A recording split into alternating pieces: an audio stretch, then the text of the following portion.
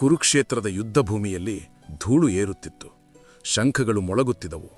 ಯೋಧರ ಹೃದಯದಲ್ಲಿ ಉದ್ವೇಗ ತುಂಬಿತ್ತು.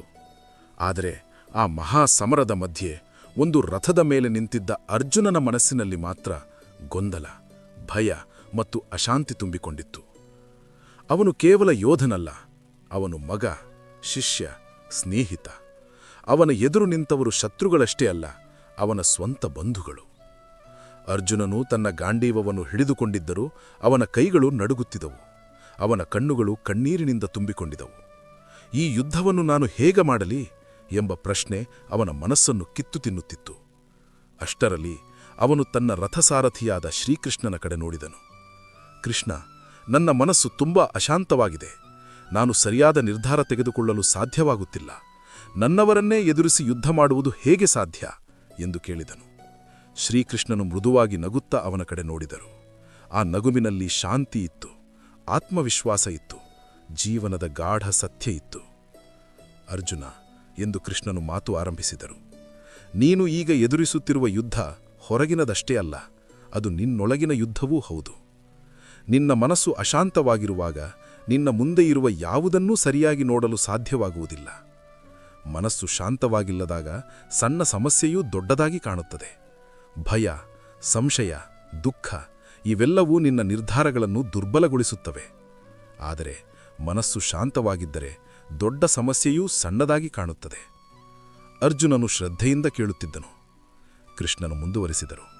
ನಿನ್ನ ದುಃಖದ ಮೂಲ ಕಾರಣ ಹೊರಗಿನ ಪರಿಸ್ಥಿತಿಗಳಲ್ಲ, ಅದು ನಿನ್ನ ಮನಸ್ಸಿನ ಸ್ಥಿತಿಯಲ್ಲಿದೆ.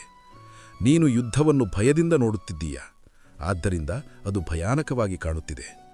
ನೀನು ನಿನ್ನ ಕರ್ತವ್ಯವನ್ನು ಶಾಂತ ಮನಸ್ಸಿನಿಂದ ನೋಡಲು ಪ್ರಾರಂಭಿಸಿದರೆ ಅದೇ ಯುದ್ಧವು ನಿನಗೆ ಒಂದು ಅವಕಾಶವಾಗಿ ಕಾಣುತ್ತದೆ. ಜೀವನದಲ್ಲಿ ನಾವೆಲ್ಲರೂ ಯಾವುದೋ ಒಂದು ರೀತಿಯ ಯುದ್ಧವನ್ನು ಎದುರಿಸುತ್ತೇವೆ. ಕೆಲವರಿಗೆ ಅದು ಉದ್ಯೋಗದ ಒತ್ತಡ, ಕೆಲವರಿಗೆ ಕುಟುಂಬದ ಸಮಸ್ಯೆಗಳು, ಕೆಲವರಿಗೆ ಆರ್ಥಿಕ ಸಂಕಷ್ಟ. ಆದರೆ ಇವುಗಳಲ್ಲಿ ಯಾವುದೂ ನಿನ್ನನ್ನು ಸೋಲಿಸಲು ಸಾಧ್ಯವಿಲ್ಲ. ನಿನ್ನ ಮನಸ್ಸೇ ನಿನ್ನನ್ನು ಸೋಲಿಸುತ್ತದೆ. ಅರ್ಜುನನ ಕಣ್ಣುಗಳಲ್ಲಿ ನಿಧಾನವಾಗಿ ಒಂದು ಬೆಳಕು ಮೂಡತೊಡಗಿತು. ನಿನ್ನ ಮನಸ್ಸನ್ನು ನಿಯಂತ್ರಿಸಲು ಕಲಿಯು ಅರ್ಜುನ, ಏಕೆಂದರೆ ಮನಸ್ಸು ಒಂದು ಶಕ್ತಿಯಾಗಿದೆ. ಅದನ್ನು ಸರಿಯಾಗಿ ಬಳಸಿದರೆ ಅದು ನಿನ್ನನ್ನು ಎತ್ತರಕ್ಕೆ ಕೊಂಡೊಯ್ಯುತ್ತದೆ.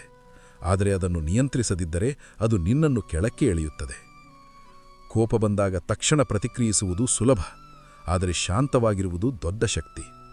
ಭಯ ಬಂದಾಗ ಓಡಿ ಹೋಗುವುದು ಸಹಜ, ಆದರೆ ಧೈರ್ಯದಿಂದ ಎದುರಿಸುವುದು ನಿಜವಾದ ವಿಜಯ.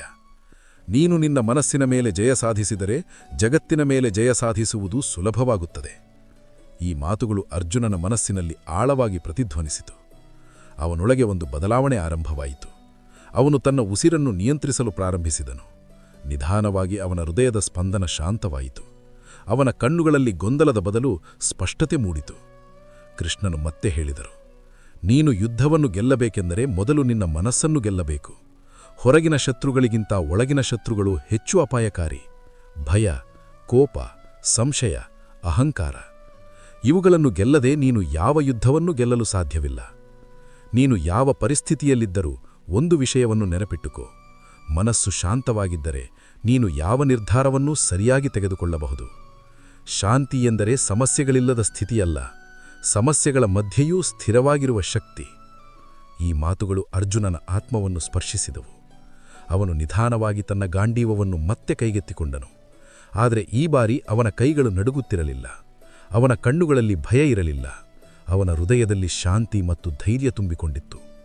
ಅವನು ಯುದ್ಧಕ್ಕೆ ಸಿದ್ಧನಾಗಿದ್ದನು. ಆದರೆ ಈಗ ಅವನು ಕೇವಲ ಯೋಧನಲ್ಲ, ಅವನು ತನ್ನ ಮನಸ್ಸನ್ನು ಗೆದ್ದವನಾಗಿದ್ದನು. ಲಕ್ಷ್ಯ, ಇಂದಿನ ನಮ್ಮ ಜೀವನಕ್ಕೆ ಪಾಠ. ನಾವೆಲ್ಲರೂ ಅರ್ಜುನನಂತೆಯೇ ಇದ್ದೇವೆ. ಜೀವನದಲ್ಲಿ ಅನೇಕ ಸಮಸ್ಯೆಗಳು ನಮ್ಮ ಮುಂದೆ ಬರುತ್ತವೆ. ನಾವು ಗೊಂದಲದಲ್ಲಿ ಮುಳುಗುತ್ತೇವೆ, ಕೆಲವೊಮ್ಮೆ ಭಯಪಡುತ್ತೇವೆ, ಕೆಲವೊಮ್ಮೆ ತಪ್ಪು ನಿರ್ಧಾರಗಳನ್ನು ತೆಗೆದುಕೊಳ್ಳುತ್ತೇವೆ. ಆದರೆ ಸತ್ಯ ಏನೆಂದರೆ, ಸಮಸ್ಯೆಗಳು ನಮ್ಮ ಜೀವನವನ್ನು ನಾಶ ಮಾಡುವುದಿಲ್ಲ, ನಮ್ಮ ಮನಸ್ಸಿನ ಅಶಾಂತಿ ನಮ್ಮನ್ನು ನಾಶ ಮಾಡುತ್ತದೆ. ನೀವು ಎಷ್ಟು ದೊಡ್ಡ ಸಮಸ್ಯೆಯನ್ನು ಎದುರಿಸುತ್ತಿದ್ದರೂ ಒಂದು ನಿಮಿಷ ನಿಲ್ಲಿ, ನಿಮ್ಮ ಉಸಿರನ್ನು ಗಮನಿಸಿ, ನಿಮ್ಮ ಮನಸ್ಸನ್ನು ಶಾಂತಗೊಳಿಸಿ. ಏಕೆಂದರೆ ಶಾಂತ ಮನಸ್ಸು ಯಾವಾಗಲೂ ಸರಿಯಾದ ದಾರಿಯನ್ನು ತೋರಿಸುತ್ತದೆ. ಕೋಪದಲ್ಲಿ ತೆಗೆದುಕೊಂಡ ನಿರ್ಧಾರಗಳು ಬಹುಶಃ ತಪ್ಪಾಗಿರುತ್ತವೆ. ಭಯದಲ್ಲಿ ತೆಗೆದುಕೊಂಡ ನಿರ್ಧಾರಗಳು ನಿನ್ನನ್ನು ಹಿಂಬಾಲಿಸುತ್ತವೆ. ಆದರೆ ಶಾಂತ ಮನಸ್ಸಿನಿಂದ ತೆಗೆದುಕೊಂಡ ನಿರ್ಧಾರಗಳು ನಿನ್ನ ಜೀವನವನ್ನೇ ಬದಲಾಯಿಸುತ್ತವೆ. ನೀನು ನಿನ್ನ ಮನಸ್ಸನ್ನು ನಿಯಂತ್ರಿಸಿದಾಗ ನೀನು ನಿನ್ನ ಜೀವನವನ್ನು ನಿಯಂತ್ರಿಸುತ್ತೀಯ. ಕೊನೆಯ ಸಂದೇಶ: ಮನಸ್ಸು ಶಾಂತವಾಗಿದ್ದರೆ ಜೀವನ ಸುಖಮಯ. ನಿನ್ನ ಮನಸ್ಸನ್ನು ಗೆಲ್ಲು, ಜಗತ್ತು ಸ್ವತಃ ನಿನ್ನದಾಗುತ್ತದೆ.